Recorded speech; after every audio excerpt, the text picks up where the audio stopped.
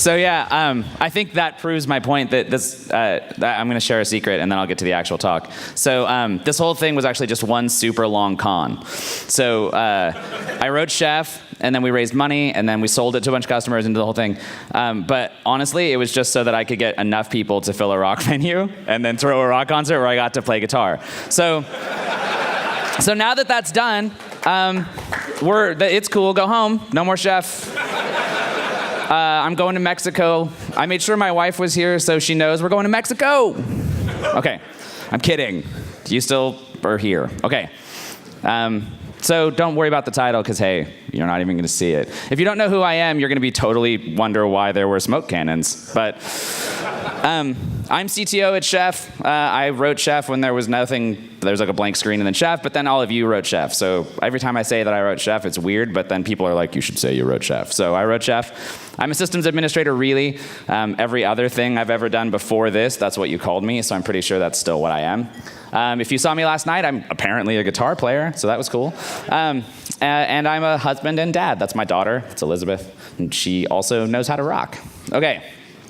So it's early in the morning, so let's just do like a little limbery thing. Who's a systems administrator? You gotta go with me. So much my people. God, I love you guys. Okay, software developer.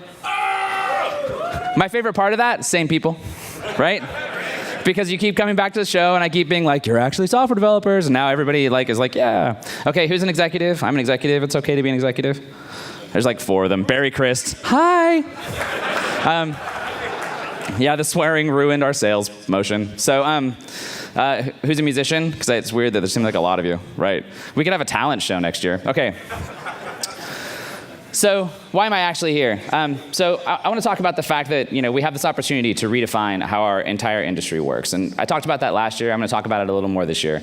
But more importantly, I think that opportunity gives us tremendous leverage to actually help our peers and the people who follow us doing what we do to be more content, healthier, more whole, happy human beings. And I want to talk about why I think that's true. And then I want to propose a lens that we can look through called humane systems automation, that when we think about the systems we build can help us to stay closer to that as an ideal, and try to build systems that are better, safer, and better to run and make more money. So I have to start, though, with a story. So I was at a conference about a conference. It wasn't the actual conference. And someone at that conference, while we were in the middle of sort of an argument, not an argument, we were talking as a bunch of people. And they called me the Malcolm Gladwell of DevOps. Yeah, thanks for the applause. That wasn't a compliment, FYI. And my first reaction was, dude, do you know who I am? I get on stage and my people are raw and they love me, right? And I'm narcissistic enough that it kind of threw me for a loop, and my first reaction was rage. Don't you know how sweet I am? But then, because I'm super sweet, there were smoke cannons, right? I have evidence. But I was sad because, it's hard to have someone say that about you. So then I started actually thinking about it because I'm obsessive, and I was like, man, maybe I am. Am I awful? Am I a total sham? A lot of this talk is about whether or not I'm a total sham. So just get ready for that. So when I thought about Malcolm Gladwell, here's the problem with Malcolm Gladwell. Malcolm Gladwell writes really compelling books like The Tipping Point and Blink and Outliers. And what Malcolm gets is a hunch, right? He's like, I'm pretty sure that social network interconnectivity is the cause of all awesome social memes. So then he goes and finds a bunch of science that validates his point, and then he writes a super compelling book about it, right? And it's awesome. But he maybe cherry picks the science a smidge, right? And so, right? So actual scientists get really mad. They're like, seriously, dude, it doesn't work that way. But the rest of us are like, that book was so awesome, and we go do our thing. So I started thinking about myself. I'm like, okay, so were they right? Am I Malcolm Gladwell? And so the first thing, I started going through all the hunches I'd ever had in my life, right? And so I was 8 when my parents bought, or I don't know, 6 maybe, whatever, something like that, 6 or 8. And we bought a 286, and it had a 2400 baud modem because my mom was a real estate agent and she needed to call into the MLS. And I was pretty sure when I was 8 that the coolest part of that computer was that modem. The fact that I could call another computer, that was the fucking jam, right? I'm the OG F-bomb guy, so I get to do that and it's cool. So that was cool. It worked out. I think how many people in this room thought modems were the coolest part of their computer? right? Because it totally was. Bulletin boards, right? Okay. So I had another hunch when I got a lot older. So the officiant at my wedding, that's my wife. So the officiant at my wedding told this story about how weddings and marriage is a magnificent hunch you have about another person. That you don't know it's going to work out. You're not sure what's going to happen. But you believe, you think, that that person's going to make your life better for the rest of your life, and that through all the very difficult things that will happen to you, that it's going to be worth it, right? And maybe it won't be worth it. You have no idea. But you have this hunch that it's going to be true, so you're willing to jump in, right? And so far, still working, right? I had this hunch about Chef, right? I was like, we need to have a programming language that lets us describe how we deal with infrastructure in the same way we do applications. That hunch, it looks like it paid off, right? I got smoke cannons in a rock concert, so that was cool. Basically, the whole thing is a setup for my adolescent power fantasy. So that's working. See why I thought it should be awesomer? Okay, so I thought heavy metal would be cool because I liked it. And so when they asked us what should be on the playlist, I threw in some heavy metal and everybody was like, there was metal. And then there was like so much metal, right? So that's cool. Seems to work. But in the end, I'm not a scientist, right? Those dudes are scientists in our industry. That's John Allspaw and Mark Burgess. Mark Burgess remains the most photogenic of the configuration management founders. Right? Tell me that that is not a good-looking dude. Like, damn, Mark, smolder. Okay, so I love Mark Burgess. That is not, I'm not making fun of him. No lie, he's a beautiful man. So sometimes, you know, the hunches I get are validated by actual scientists, like John and like Mark. But the thing is that I don't actually come to their conclusions that way, right? They actually sit down and they do research. Mark came up with his own fundamental branch of logic in order to come up with promise theory. I was just like, hey, I've built a lot of infrastructure, and I'm pretty sure it works better if each piece of the infrastructure cares about itself. And then Mark validated it with promise theory. And I was like, awesome, what I've been doing all along. And so all of a sudden, what I was doing turned into science. But just so we're clear, I wasn't the science guy, right? I was the builder dude that was like, oh my God, science.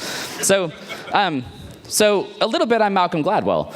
But if I want to avoid actually being Malcolm Gladwell, not cherry picking my science, rather than dazzle you with the science I could come up with, I could dig for a bunch of social science and a bunch of things that talk about what we do. I'm just going to tell you why I came to believe that that opportunity exists and why I believe that if we think about it this way, we'll get better outcomes because I've seen it in my own life. And so I believe that because of 4 things that happened to me in the last year. So one is the experiences I had with continuous delivery and with DevOps. The second was the loss of Mitch Hill and the arrival of Barry Christ and my getting to know Barry as a human being. Leading engineering at Chef. I've spent most of my time at Chef out in front of customers. I've always been an engineer, but in the last year, I've stepped back into a role where I'm more involved regularly with the engineering team. And then finally, my wife's a political organizer, and so I hang out with those people, and it's sort of bled into my mind about how they affect change in the world. So I'm going to talk about those 4 things real fast. So, continuous delivery. How many people were in this room last year? I'm going to make you raise your hand a lot because it wakes you up. Okay, maybe we could jump. No, I'm kidding. Don't jump. So this will be a bit of a recap, but you're just going to go with it. So 1, continuous delivery is the new customer service, right? What used to happen in retail stores when people were nice to you, now that's shipping software to make their experience better or to fix their problem, right? And DevOps is the movement that happened in IT that enabled that shift. All of us that did web ops, that built websites, we moved that stuff from the back of the office to the front, and we delivered it directly to customers. And that's becoming the ubiquitous model, right? Over time, that's the way people are going to do IT. It's the way that our businesses will be run, and that's the jam. So when I went and did research, I found that all the companies I could find that were good at this shared at least these traits. So 1, they had strong cultures of personal empowerment. They treated failure as a learning opportunity. They had service-oriented architectures. They had an allergy to slow things. They just didn't like it when they were slow. It made them uncomfortable. And they were addicted to data as a problem-solving tool. And what's interesting about those things is that they're all cultural for the most part. You know, they're things that people do, and they're ways that people behave that seem to enable those outcomes. They weren't necessarily technical things, right? The way they implemented it was always different. So what I learned from CD and DevOps is that there's a fundamental change that's happening in the economy. Over time, that change is going to be ubiquitous. I also learned that there's nobody coming to rescue us. There's literally nobody else besides the people in this room who build these systems who know how to do it. And if we don't know how to do it, we're the ones who have to figure it out, because there's no one coming to our rescue. So Barry mentioned the loss of Mitch Hill, and I'm going to do it too. I loved Mitch Hill. I was part of hiring Mitch Hill, and And if you've never built a company, I can tell you that it's a very nerve-wracking and hard thing to do. And it's hard to believe in yourself enough to do it, regardless of how much external validation you get. And Mitch Hill, for everybody who knew him, Mitch Hill was like, if Mitch Hill was a boxer, he's Muhammad Ali. And so every time that Mitch does anything, and everybody at his funeral said this, they all had this story, that if Mitch loved whatever you did, you were lit up. Like, you knew that whatever you were doing was better and more right. And I did too. And it turned out that that was so strong and it was so hard to build a company that for me personally, having Mitch in my life meant that it was easier to believe in Chef, and it was easier to believe in the community, and it was easier to believe in what we did. But in some ways it was easier because I believed so strongly in Mitch.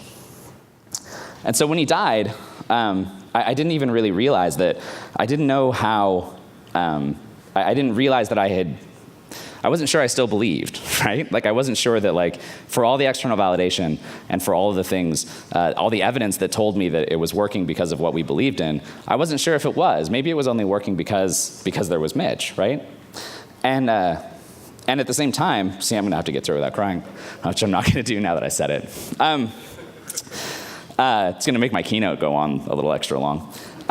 At the same time, it turned out that my job was to help Chef get through that moment, right? The company also believed in Mitch, and it needed to believe in itself again, right? And so my job was to help us believe in ourselves, and that was really, really hard to do. And I can't tell that part of the story, or I'll just cry. So then what happened was we hired Barry Christ. So Barry was hired as we learned Mitch was ill, and he hadn't been there very long. And there's a few things that you probably don't know necessarily about Barry if you haven't had a chance to hang out with him. But one thing is that Barry is a very high-functioning communicator. When Barry walks in a room and he thinks he knows the situation, or he does know the situation, which most of the time he does, he just tells you what he thinks, right? He says, hey, blah, blah, blah, blah, blah, and he's usually right. And the thing about Barry was he joined our company because he believed in us. He believed in us as a team. He believed in open source. He believed in the product. He believed in the opportunity. He believed in the community. He believed in us as people. And he believed that we could be all the things we said we were every day on the tin, right? When we said that we were high-functioning, empowered, awesome people, that we're going to build a great product to take over the world, he believed that not because somebody else told him so. He believed it because he'd seen it for himself, and man, he was ready, and he was all in, and he was going to dig in and make it so. And he just did it effortlessly, right? He didn't have to try to do it. He was like, of course we would do the right thing. Why wouldn't we do the right thing? The right thing's awesome. We'll do the right thing. And so, what I learned from Barry was that I could, if I remembered why I was here, if I just believed, what Mitch believed in was this. He believed in us as a community. He believed in the product. He believed in us as a team, us as human beings. And what Barry reminded me was that was actually the thing that we all believed in. Right? It's actually okay to just say that's what you believe in. It's not that nobody is really literally coming to your rescue, and that it's actually about us as people. And in a very difficult time for me personally, it was Barry Christ who reminded me that what we were was bigger than any single one of us. And thank you for doing it.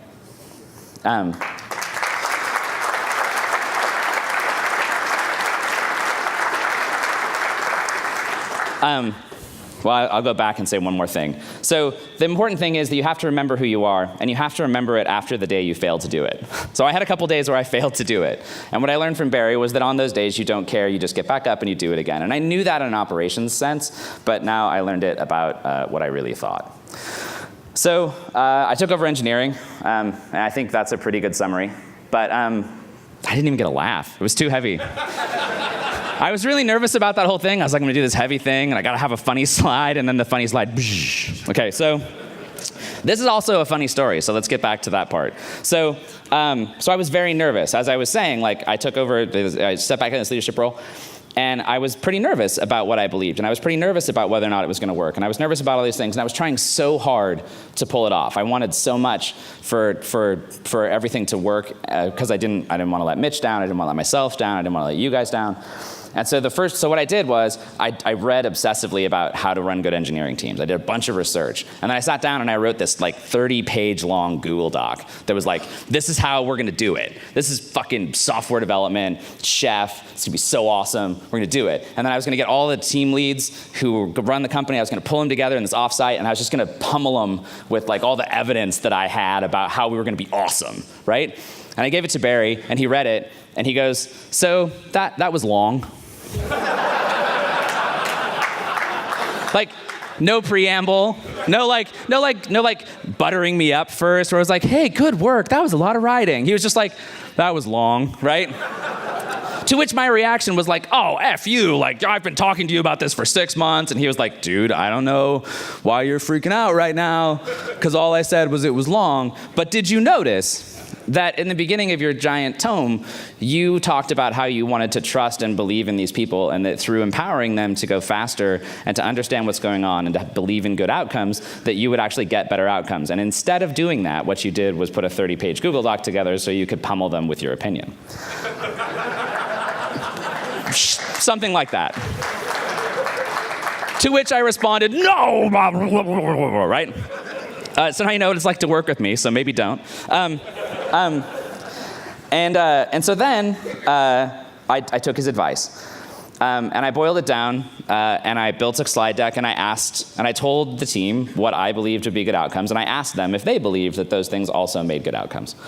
And one of the things that I learned from doing all that research and writing the tome was that really it boils down to this. You have to have a great team who believes in themselves, believes in each other, and are healthy, whole human beings. So if your team is right, if you have the right people and they're healthy humans, if they're bad at home, if it's not right in the rest of their lives, they won't build good things. But if you can build a team that's good, that's awesome. They have a shot at building a great product, and then they have a shot at building a great company. But it's in that order, man. Unhealthy people build unhealthy products, right? Happy people, happy products. Unhappy people, bad products, right? And you can build okay companies on bad products. How many people have seen okay companies on bad products, right? Sometimes even big companies on bad products. I'm not calling anybody out, though. Except maybe that last gen, anyway, okay. So then I learned a few other things. So when I was looking sort of obsessively at engineering teams, and what I learned was that there wasn't like a single methodology that universally worked. What there was sort of three things that everybody had. They always had a mission, right? They had something that was bigger than the software they produced. And this isn't the same as the corporate mission. This is like, why are we building the software we're building? What's the real reason we're doing it? They had a belief in what made great outcomes, and they stuck by them, right? And they were beliefs that were often unique to their problem domain. And then they had an org structure and a process that reinforced it, right? Seems pretty simple, but there seemed to be a lot of examples of where people failed, and it was because they failed to do those things. So a great example of a mission for an engineering team, this is JFK calling the moonshot. So, he was like, we're going to put a man on the moon and bring him home safely before the end of the decade. He was 6 months into 1961, so they were already a year and change short, right? So that's awful. Like, when he announced it, they had already cut time off the clock, right? But if you think about it, if you were a software developer on the Apollo project, every day you went to work, what would you do? You'd be like, is this thing I'm doing going to put a man on the moon and bring him home safely by the end of the decade, yes or no? Right? Super simple. And it worked. So this was ours. This is what we came up with, me and that team in that room, which is our mission as a software development team is to write the software that defines how an entire generation of businesses deliver technology to their customers. That's what we're really doing. We're trying to figure out how we can help you guys go out into the world and figure out how to be great at this thing. That's our job. And then there's some things that we believe, and there's a big list. It's a giant Google Doc that is shared by all of us, and engineers can add new things. We nominated a new one not that long ago. But these are some of the things we believe. We believe that we build software for our users, and we do what's right for them even when it's hard. We're allergic to things that are slow, because, hey, I saw everybody had to be or they would fail. We work together to make better, faster decisions, and we will make mistakes, and when we do that, we learn from those mistakes. We're transparent internally and externally. How many people here had to deal with Heartbleed? Yeah, if your hand didn't go up, it's because you're still vulnerable to Heartbleed. So that's a bummer. But we wrote like 3 or 4 postmortems from our response to Heartbleed within 24 hours of doing the work. That was brutal, right? But it was the right thing to do because we had to be transparent with you about why we were responding, how we felt about our response, where we fell down, how we were going to be better, right? And that's why you can trust us. And then we believe that Chef would exist without the company, right? It was software we wrote, we open sourced it, but the company wouldn't exist without the Chef community, right? So the people we build the software for, they're the reason that the company is there, right? And that's actually a very important thing. We also believe in Journey. I got to go for cheap laughs because the rest of the deck's too heavy. So then this was something that I think was super important and really had an impact on me. So Kim Scott and the First Round Capital people posted this amazing blog post. You should go read it. But she talks about a thing called cruel empathy. And so basically you can think about unclear and clear communication, good news and bad news. And if you want to build a high trust, high functioning team, this is a thing Barry Criss models all the time. You have to be super clear about what's going on in your life, when it's good news and when it's bad news. And if you're clear about the bad news all the time, every time, when you give praise when it's good news, people believe you, right? And that's what builds high trust. And what we often wind up doing is giving really unclear feedback when the news is good or bad. And that leads to this really, like everybody knows when that's happening. And it leads to a thing called cruel empathy, which I just love the word, right? Where you're being nice to someone because you know that what you're saying, if you were being honest, would hurt their feelings. So instead, you don't hurt their feelings, so you can fire them in 6 months, right? That sucks. So you have to have a mission that's bigger than yourself. You have to be clear about what you believe. You have to trust other people, and that comes from the little things you do, not big ones, and you have to avoid the cruel empathy quadrant. So, political organizers. My wife is a political organizer. That is not my wife, that's Barack Obama. Who is a fine-looking human, and in some states could be my husband, but he's married, so there's things, so am I, it's awkward. But I just didn't want to have 2 slides of my wife, because it felt like too much wife. Anyway, she's the director of U.S. campaigns for Change.org. She helped start a thing called Moms Rising, and she's awesome. And one of the things that she does is she talks all day about how to help people solve their problems and change the world. And that tends to seep into your brain eventually. And at some point, this seeped into my brain, which is that if you really want to change something, you have to change 3 things. You have to change what people believe, you have to change the systems by which they work, and you have to change the way that they behave. And so a good example of this is the NAACP. So they changed how separate but equal worked in the Jim Crow South systemically, not by saying that the law was unjust, although they were saying that it was unjust all the time. But the legal argument they made was simply that black schools were not equal to white schools. And they just did it over and over and over again from 1930 to 1960. And next thing you know, they couldn't hold up because the law as written could not be implemented. And that changed the system. And that meant all the people who believed what they did, but still sent their kids to segregated schools, got to behave the way they wanted to, and that's what changed the system, right? Rock on. So from that story, what you can learn is that if you consider your systems in the context of what you believe and how you behave, you can build and change that system to reinforce those beliefs and behaviors. And remember from earlier, we're the only people who can build the system, right? See where I'm going? Okay. So we have an opportunity to redefine how our industry works. The market's pulling us, we're not pushing it. And the skills of us are actually now a thing. We call them web scale IT, that's what Gartner calls it. Gartner had to give a new name to the thing that we do, right? We're winning.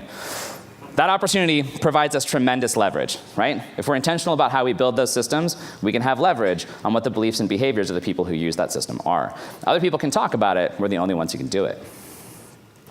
And so that means we have a responsibility to help each other to be better, more content, healthier, whole human beings. We have to remind each other that that's true. We have to remind each other why it's true.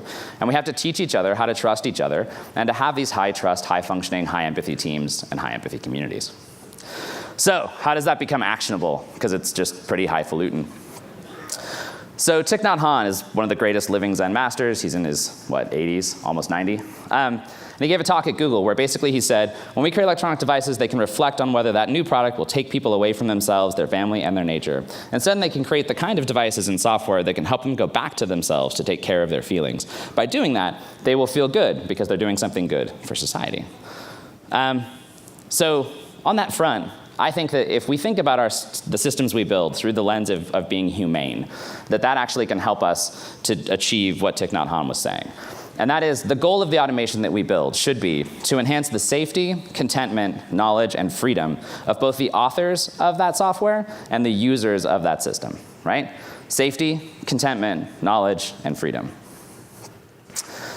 So let's talk about safety. So obviously this is human safety, right? If we build systems where they're human critical, right, we got to make sure that they work. It's information safety. We got to make sure that what you say about yourself is true and your information is secure.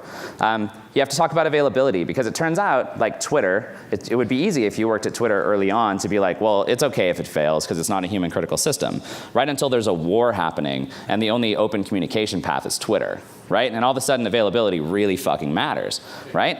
So safety is a slider. It goes back and forth between some systems are super critical, some systems are less critical, but in the end they all have to be safe, both for the people who are using it and the people who run it.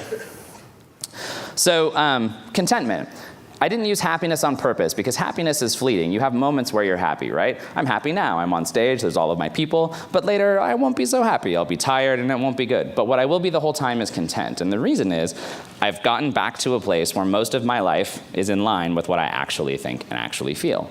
And that's the sort of thing that we want actually to get people to. Because even during Heartbleed, right, we knew that there was what our response would be. We knew how it would work. I was upset. I wasn't happy. It wasn't my favorite week. But I was content the whole time. So the state of our systems is often a source of deep discontent. And so we got to work to make ourselves more content. It's not about happiness, because sometimes bad things happen, but it is about contentment. And often if you're content, happiness pops out the other side. Knowledge. So access to knowledge is a leading indicator of social progress. If you want the world to get better, people need to know more things and have better access to the knowledge they need. And so when we build these systems, we have to make them easy to understand what the system's for, why we need it, and what make good outcomes, right? And this isn't about minimizing needed knowledge. Sometimes it is. But it's actually about making sure that whatever knowledge you need, you can get when you need it, right? So if you only need high-level knowledge, great. You should have access to the high-level knowledge. If you need low-level knowledge, you've got to be able to get to that low-level knowledge, because anything else we do sort of blocks progress. And like safety, knowledge is a slider. So freedom. This is our ability to act without fear, and the ability to change and do what you need to do. And so if you think about automation as a thing that frees people to act, it helps you make better, safer decisions, and it gives you leverage to change how you work. So what about speed? So we talk a lot about speed, and I believe that speed is super important. If I'm in a sales meeting with you, I'm going to use speed to sell you my software because I think it's a primary value of what we deliver. But I think speed is actually a primary outcome of automation, and it has huge value, but it's not a goal of automation. You don't sit down and be like, oh, my automation should be fast. You sit down and say, my automation needs to serve the people who build it, needs to serve my customers, it needs to be better. Turns out that if you do that well, it's going to be fast, right? But it's possible to build very, very fast, very, very inhumane systems, and we should avoid that.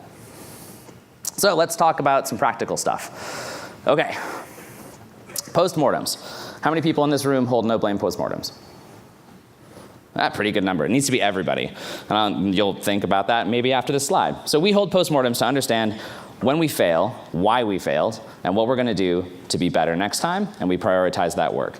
And so if you think about it through my lens, if you say, what is safety? Okay, well, it enhances our safety because we know how we respond to failure, and we try not to fail the same way, but if we do, we know what our response is, right? So that makes everybody safer. It increases our knowledge, both to the authors and the users. When we have those postmortems, if we publish them publicly, now we know, both as a team, what happens when we fail, and people who use our software know why we failed and how we're going to be better, right? So that's pretty cool. It makes us more free. Now, I know that every time I make a mistake and production goes down, what's going to happen is 24 hours later, we're going to get in a room and we're going to talk in a blameless way about what happened and how we avoid it, and then we're going to prioritize fixing it so it doesn't happen again. That makes it much, much safer to act, right? It's super liberating, right? And then finally, it increases your contentment because, again, you know that next honest evaluation, that's the side effect of whatever bad thing is going to happen to you. So it doesn't take the bad thing away, right? You still failed and it's a bummer, but you feel okay about it because you know what's going to happen. So no wonder that everybody who's ever been in a blameless postmortem culture swears by it and refuses to let that be removed from their life. Does anybody who has postmortems want them to stop? No. Not a single hand, right? Because it's fundamentally more humane. Continuous integration, right? This is ensuring that the work that you put in gets integrated to a mainline regularly and that the tests always pass, right? How many people do CI? How many people want to stop doing CI? Right? Not a single hand. Why? Well, I would argue it makes you safer. You can always commit and start a new branch. It increases knowledge. It provides direct feedback about health of the branch and of the code base, both to the author and to the people who use it. It makes you more free. It frees you up to work on new things. You don't have to be so worried about whether or not the code base is stable when you start new work. You don't have to worry about whether it'll integrate back into the main line because you're going to integrate it back into the main line all the time, right? And that makes you more content. Even when the code base is going wrong, you know what the backstop is, you know how it's going to communicate to you, and you know what you have to do to fix it. It's fundamentally more humane. Continuous delivery takes it one step further. All that code in the main line should be ready to ship anytime you need it. How many people do CD? How many people want to stop doing CD? Nobody, I think. So here's an example. Safety. You got to react to new situations. How easy is that? Customer needs a new feature. How do we fix it? We go through CI, test turn green, I click the ship it button, goes to customer. That's awesome. Pretty safe, right? It's a pretty straight path. Knowledge focuses our actions on that moment of external value, and it lets us bring that to customers. We know at any time if what we have to do is fix a bug or ship a feature, we can do that whenever we want to. Our customers know it, and it increases everyone's knowledge about how the system works. It allows us to act in the best interest of our customer, right? So it gives us more freedom of movement. If we have to change our minds, if priorities change, you don't have to worry about refactoring a bunch of long-lived branches and a bunch of other things, or worrying about long-lived, one-off stuff at customer sites. And it makes you more content, right? It's easier to help your customers. Therefore, you know when you have to help a customer, you can help a customer, right? So again, no great shock. Nobody wants to go back from using a CD system. So here's where it gets a little more complicated. Let's talk about platform as a service, right? So in some situations, platforms as a service, which is like an abstraction of the whole stack. Does anybody not know what this is? Raise your hand and I'll tell you, otherwise we'll just move on. Okay, nobody, everybody knows. So safety. It's really hard to mess up deployment in the common case, right? Basically what you do, like Heroku, you just git push and it goes. That's super safe, right? And it works. Knowledge, it lets you focus in on the thing you care about and not the muck, right? You don't care about the details. And so in the sweet spot, it's really great because it lets you focus in on just the knowledge you need, right? Freedom. You can just ship. You don't have to worry about messy setup. You don't have to worry about what happens if you get hit on Oprah, right? It's all taken care of and it's super cool. And then it makes you more content, right? It's really fast. And honestly, that contentment hit is kind of addictive because when it works, it just works and it takes care of everything for you and it feels really, really good. So then sometimes what happens is your system gets bigger or it gets more safety critical or it matters more to your business. And then this whole thing flips over. And suddenly, that system becomes difficult or impossible to debug because it's very hard to influence the muck. So if the problem that's happening isn't a problem in your code, but is instead a problem in the muck, how do you know? It's hard to see it, right? Knowledge. It abstracts away all those details from you, right? Which is okay, but it also means that you can't necessarily understand the details if you needed them, right? And most of the time you don't. If it's low criticality, low safety, no big deal. But then later it became high criticality, became high safety, it was less good. Freedom. It tends to focus all of your solutions to the focal point of the abstraction, and in this case, that abstraction is deployment. So every problem becomes a deployment problem, right, in some degree or another.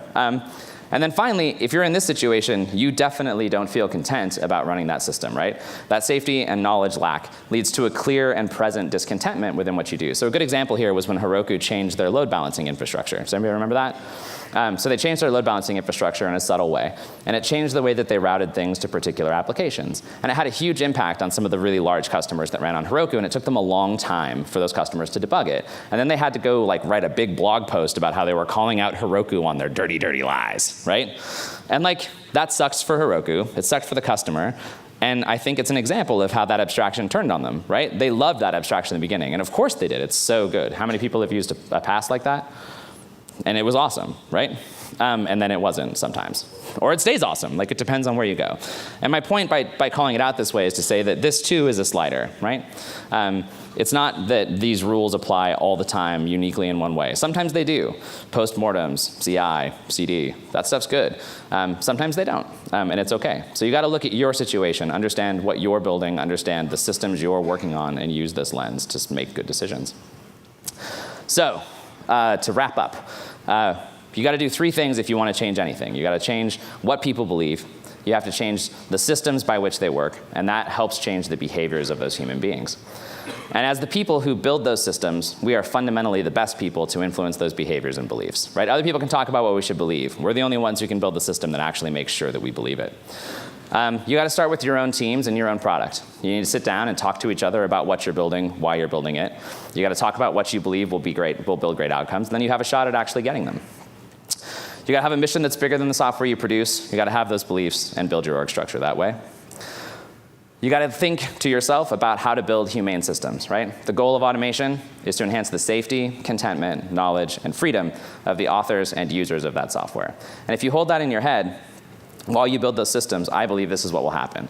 Collaboration will go up, your communication with your teams will go up, the trust that you have with each other will be real, the products you build will be better, the authority people feel will be real authority, it won't just be an absence of it, and the inclusiveness of our communities and of each other rises.